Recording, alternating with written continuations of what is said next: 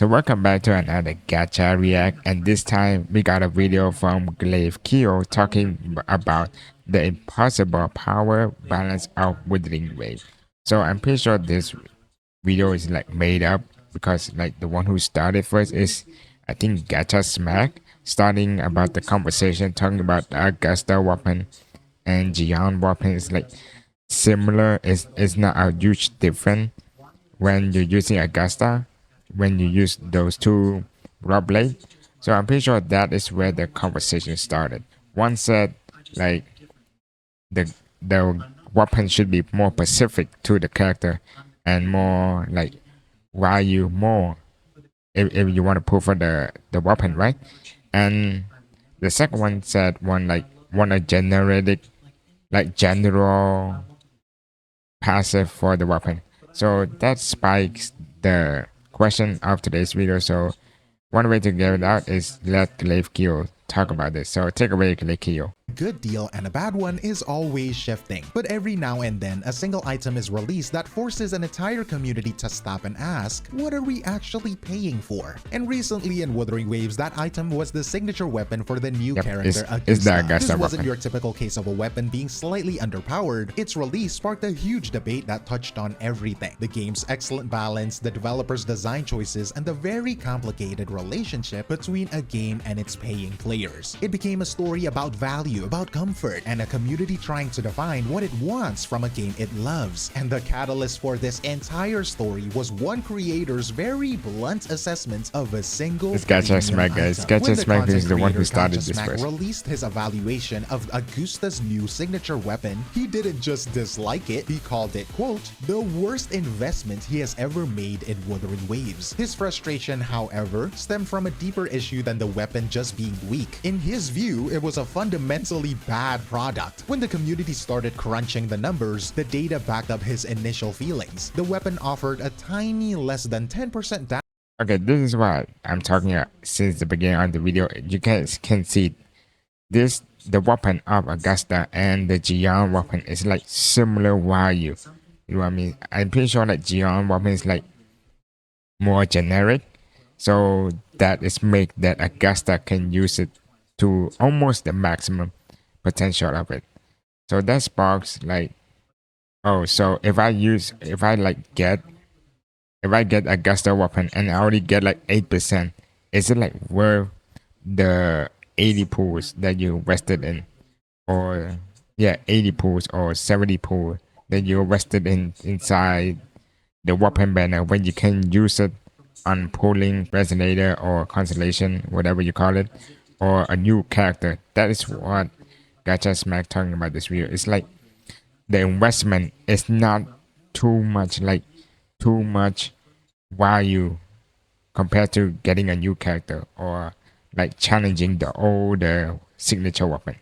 Damage increase over other much more accessible options, specifically the weapon introduced over a year ago, and that is GN's signature weapon. For a premium item that can cost $100 or more, that is not a small difference. It is a rounding error. You are paying the price of a brand new game for a performance boost you would probably never even notice. Beyond the stats, the weapon was just clunky. It felt bad to use. It was designed to be paired with her new gear set, the Crown of Valor, but the two parts didn't work well together. The weapon's main buff lasted for 7 seconds, while the Echo's buff only lasted for 4. It is like trying to drive a car where the gas pedal and the engine are completely out of sync. You end up constantly fighting for your own equipment just to make it do what it's supposed to do. And that is just anti-synergistic design, where parts that should work together actively work against each other. So you have a premium product with negligible performance gain that is also frustrating to use. It failed to make the character meaningfully stronger, nor did it make her more fun to play. From his perspective, it was a comprehensive failure of design. But to understand why this one,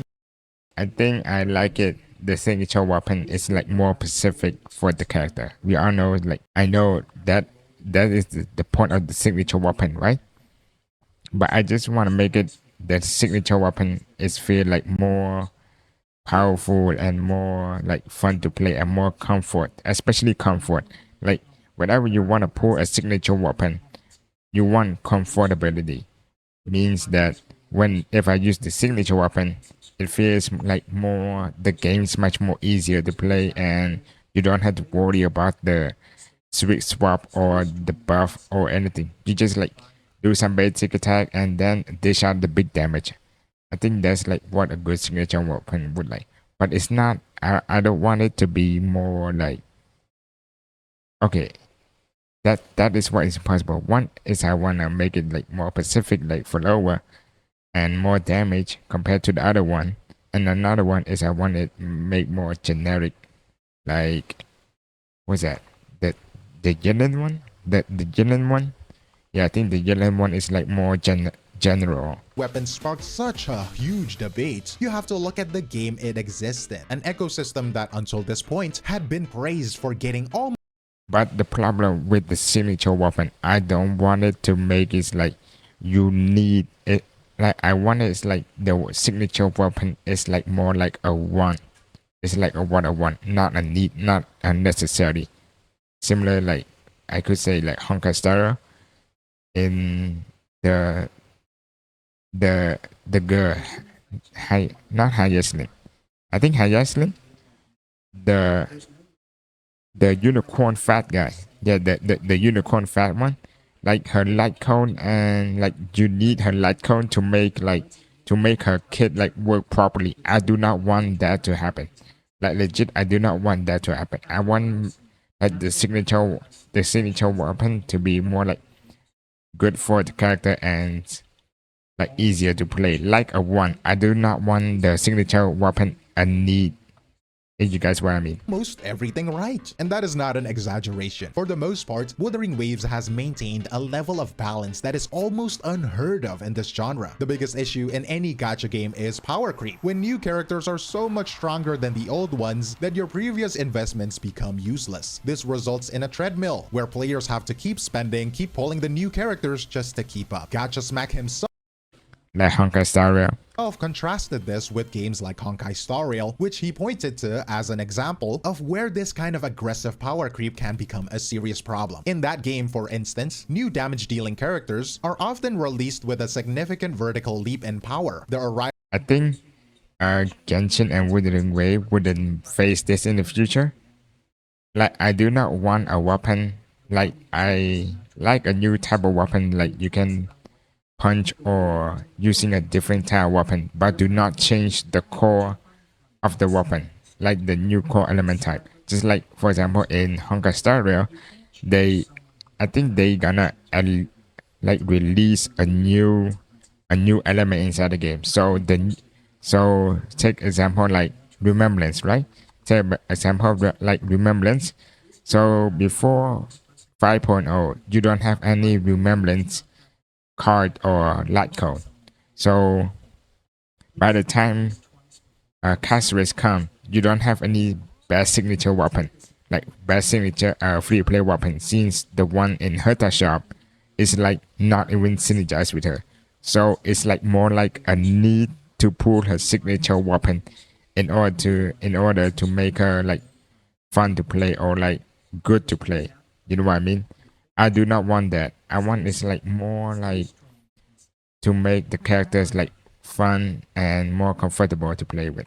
of new units often set a completely new standard for damage, making launch era characters feel noticeably weaker in comparison, not to mention the endgame being tuned around the newer characters. For Honka Star, like Seer and the other character like Jing Liu is like so trash now. You need the 3.0 characters to in order to clear the memory of chaos, and also the newer one, like the newest one. It doesn't really help. It is a model that can make players feel like their old investments are becoming obsolete, pressuring them to pull for the new, stronger units just to keep up. But in Wuthering Waves, a full year after its launch, has mostly avoided this. Characters from day one like Verena, Mordefi, Sanhua are still considered top tier. They're often the best choice for the job, which respects the time and effort players have put in. The other side of that coin is a game's focus on skill. In Wuthering Waves, winning has always been more about learning the fights, dodging the attacks, and playing your characters well. Your wallet cannot dodge for you, and that is why some whales in the game still struggle with endgame content. This W player-friendly system, however, leads to a central paradox. If the game is so well balanced that you don't need to spend money to beat it, then why would anyone ever buy a premium weapon? Also, by the way, if you enjoy videos like this, make sure to like, What is that AI? comment, and subscribe. Our goal is to reach 50K before the month ends, so any Yeah, support subscribe, you guys. show is very greatly appreciated. What is the purpose of a $100 luxury item in an ecosystem that doesn't require it? To answer that question, you have to look at the community, which has already drawn its own lines in the sand. First, consider a weapon called the Stringless. This weapon is almost Yeah, String Master. I was talking about String Master. Like the String Master is like general that every like rectifier unit can use that. Like literally every. I could say like Shorekeeper or like the support doesn't need it, but the damage dealer like Phoebe is like you can use that. universally loved by the player base. The reason is simple. It offered incredible value through both its strengths and its flexibility. You can put it on almost any character of that weapon type and it would perform beautifully. It was a single investment that made your entire account better. A perfect example of a player-friendly item. And then there was Frolova's signature weapon. The reaction was a complete opposite. Players were angry and they were worried. This weapon wasn't a minor upgrade over the free-to-play options. At its peak, it was a staggering 43% stronger than the free-to-play option. A gap I think I want the weapon to be, for example, the free play is like 100%. You know the standard pool one. I forgot the name. The standard pool like 100%, and for lower you could say maybe like 130 or something like that. I could see that is a good thing because like you get 30% damage bonus rather than getting like 8% damage bonus or 10%. I think like 10%, around 10%, like around 10% or 15% is like a bad investment to me. To me, it's like a bad investment. I would like this, like the signature weapon, like 30%. That is what I want. But I'm not gonna say like you need more specific, right? You can also make general weapon like the String Master. That is good. than the free-to-play option. A gap that big isn't a luxury anymore. It is your mom's legs. It is a threat. It felt less like an optional upgrade and more like a mandatory component that you had to buy. This was the first time it truly seemed like the game's famous balance was at risk, the kind of aggressive power creep people had feared. This fear also extends beyond fairness, touching on the risk of the game becoming stale. The creator Brown Online made this exact point in a video about a different game, Genshin Impact, arguing that a lack of challenge for veteran players can make the entire gameplay loop feel empty. These two examples show a clear pattern. The community loves a weapon that is flexible and offers broad value, but it rejects one that creates a massive, almost insurmountable power gap. Players aren't asking for a signature weapon to be weak, they are asking for them to be balanced. A good choice, not the only choice. The community then has a clear idea of what it doesn't want. Weapons on either extreme of the power scale. This makes the true nature of the original complaint. Weapons on Wait. either extreme. A must pull. I didn't know it's a must pull. I think I want. Yeah, I think I want is like in the middle. I think I want in the middle. It's just like a one. I think like this weapon is cool. This weapon is cool. Like you just want to look at the skin. So I think Gacha Smack always talk about this. Like this weapon, Augusta signature weapon and Gian weapon, is like a little bit different. So it's more like you buy a skin. You know what I mean? But this skin is look dope. So still, I'm still talking about like, oh, a signature weapon should be a one, not a need, Extreme of the power not a must pull. scale. This makes the true nature of the original complaint even more interesting because the core issue, as it turns out, was never really about the numbers. In a later conversation with another creator, Saint Tontas, Gacha Smack clarified his position, and what he said The best cool part is come into town whatever who said bad thing about Wuthering Waves. Bros, he's always been there. reframes this entire debate. He said that when he pays for a signature weapon, what he's really looking for is comfort. The weapon should solve a problem for the player, not introduce a new one. That is what I said. That is what I said. I said the weapon should be a comfort. And also this is not pre-watch. I'm legit. I didn't watch Gacha Smack video. I legit didn't watch it at all. So that is literally what I said. The weapon should be a comfort pick. Like it's like a fun or like easier for you to do rotation than a must pull.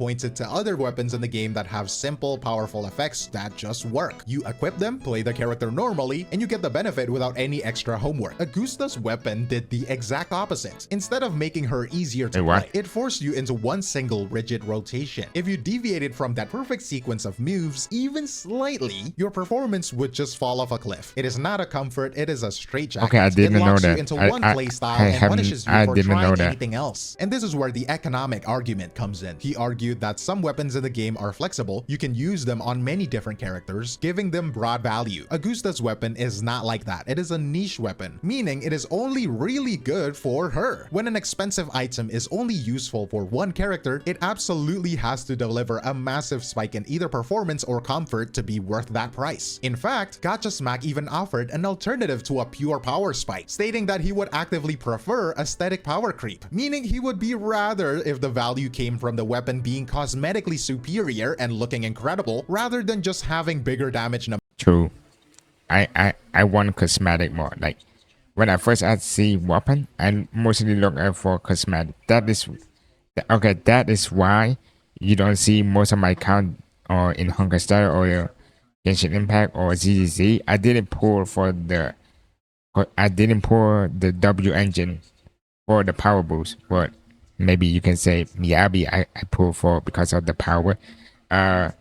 As in general, I legit didn't pull any weapon or Lyco or signature weapon. I didn't see it's like a good investment for a free to play. So when you put it all together, the weapon provides no significant power boost, it makes the character less comfortable to play, and it has no value outside of that one character. From that perspective, its entire value proposition completely collapses. This complex, multi-layered failure is what elevates a simple bad weapon into a much larger conversation. But before we get to that larger conversation, it is worth asking, if the creator's final point was this nuanced, why was the initial reaction so hostile? Was it a simple overreaction from the community? And the truth is, the confusion was perfectly valid. Remember the context, okay? The community had just pushed back against a weapon for being too strong, and then this new critique was about a weapon being too weak. The immediate logical assumption for many was that he was advocating for the very power creep they had just rejected. His most sophisticated points about comfort and flexibility didn't surface until much later, after opinions had already hardened, and then came to the second video, which escalated things dramatically. The discussion shifted from a product critique to broad personal insults aimed at the player base. And at that point, the backlash was no longer about a weapon, it was a predictable response to being attacked. So now, does that mean no one overreacted? Of course not. In the noise, the original valid critique of Augusta's weapon as a poorly designed product got lost, and online discourse inevitably leads to a dog pile, where some will join in without the full story. But the situation was less of an unprompted overreaction and more of a perfect storm of mixed messaging, escalating rhetoric, and a community already sensitive to the topic at hand. This entire cycle of critique and confusion is what put the game and its developers at a critical crossroads. And in the end, that is what this was really about. The controversy around Augusta's weapon was never just about one piece of gear. It was a stress test. It put the entire design philosophy of Wuthering Waves and its relationship with its community under a microscope. What that microscope revealed is the impossible balance that developers in this space have to strike, and the fundamental, often contradictory desires of a modern gacha audience. On one hand, players who spend real money want to feel like their investment was worth it. They want their purchase to feel impactful and rewarding. At the same time, the entire community, spenders included, fears anything that threatens the delicate balance that makes the game fair and fun for everyone. The community, therefore, ends up in this strange position where it critiques one weapon for being too weak and another for being too strong. They are asking developers to hit a target that is almost invisibly small. This leads to a deep contradiction that developers have to face. The most vocal parts of the community on social media will condemn the massive power gaps, but sales data across the industry often shows that the banners for these overpowered characters are the ones that are making the most money. This leaves developers with a difficult question. Do you listen to the vocal minority who advocates for game health, or do you cater to the silent majority whose spending habits rewards power? And that is the final takeaway here. The line between between a satisfying luxury item and a game-breaking necessity is a razor-thin line. How Kuro Games responds to this feedback to this entire episode will likely define Wuthering Waves' identity for years to come. Will it continue to be the game that prioritizes that incredible player-friendly balance it was praised for? Or will it slowly start to slide towards the financial pressures that always demand for more power? The answer to that will shape the future of the game. And I'm curious of what you all think. Okay, that is all for today's gacha react from Glapio. So, on final note, I want to share my final thought. So, I was thinking maybe like you could do something more general like this, and you could say like, I think people gonna pull for this more than the signature weapon like for phrolova, because I'm pretty sure like people want to spend money like for free to play or light spender. They want to invest money on a signature weapon that is like more generic like string master. Like everybody said this like top tier, and I understand like you need like a proper like investment. So if you want to pull for this weapon, it's have to be much more better, like much more like way better than the other limited weapon or the standard weapon. That is just what it is. Most people pull signature weapon to make their character stronger. That's the whole point. But I don't think 43% is just too much. Like legit 43% just too much. I could say like tune, like maybe Wuthering Waves like tune it down to 130% compared to like the standard 5 stars. I could see that's a better start of ways. And I didn't, and also for what's this? For this weapon, let me show you. For this, I also don't like this also. I can see both sides, like but one side said, oh, this is good because like you can use your weapon and etc. because you don't have to pull for the new Augusta weapon when the damage is like less than 10% increase. And it's just like one is good for the minority or majority people, like free to play, like legit free to play, so people like this. But the one who's like spending or like use all your pools in order to make like pull for the signature weapon does not want this.